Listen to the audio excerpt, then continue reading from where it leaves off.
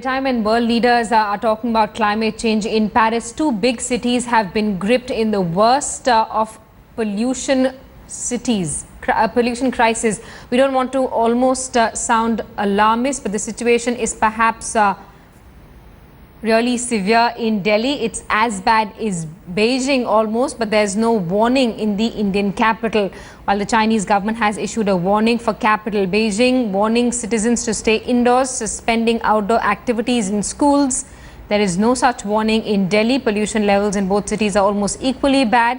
Beijing's particulate pollution, particulate matter PM 2.5 is over 600 micrograms per cubic meter, and in Delhi it's about 530. This is about 20 times the World Health Organization's permissible limit of air pollution. New Delhi is right now the most polluted city in India and is witnessing its worst smog of the season, with the visibility remaining less than 800 meters.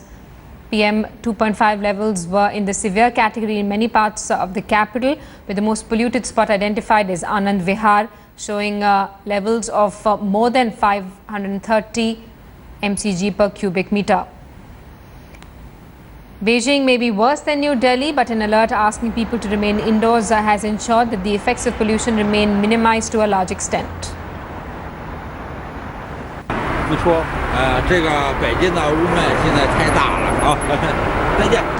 While New Delhi has been grappling with air quality in excess of 300, the problem in Beijing has been far worse. Over the past 48 hours, the air quality index has crossed 600, with the Chinese government for the first time in 2 years issuing orange smog alerts.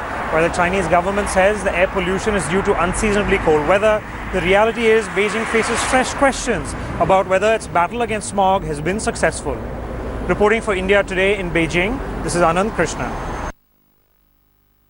Let's get a word from our Deputy Editor Atir Khan, who's with us live this evening. Atir, pollution level PM 2.5 is especially extremely severe at this stage, but no warning coming in from any of the central air pollution agencies. Well, that's right, Simi, that is the problem.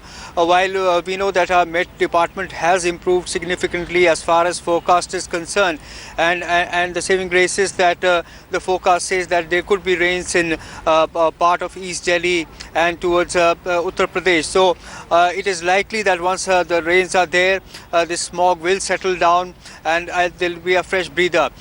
In the meanwhile, unlike Beijing or other cities in the world, we have not been able to evolve a system of alert since this smog is causing a lot of respiratory problems. There's a beeline which people are making at the hospitals, and I've been speaking to some of my friends who have settled here and who belong to other countries. Specifically, these people are facing a very acute problem since there is no alert, so that people can either stay indoors or resort to some other means.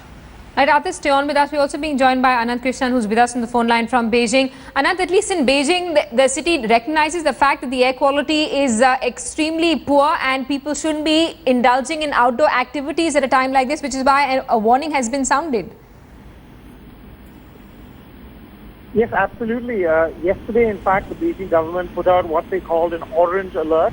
This is one of the highest warning levels, and it's the first time we've seen this in 2 years. And this happened because the air quality crossed 500, which it must be said happens in Delhi as well. But this orange alert means that schools were closed, many outdoor activities were cancelled. So as you said, there is a sense that when the air quality reaches a certain level, that it's time for drastic action. But at the same time, there's a lot of concern in Beijing because over the past 12 months, they've taken a lot of steps by reducing the number of cars on the streets and by closing some factories. So there's a lot of concern as to why the smog is still persisting. It's the crucial climate summit in Paris 2 weeks after a deadly terror attack. The focus is to save the environment. India has major initiatives, but in this, Prime Minister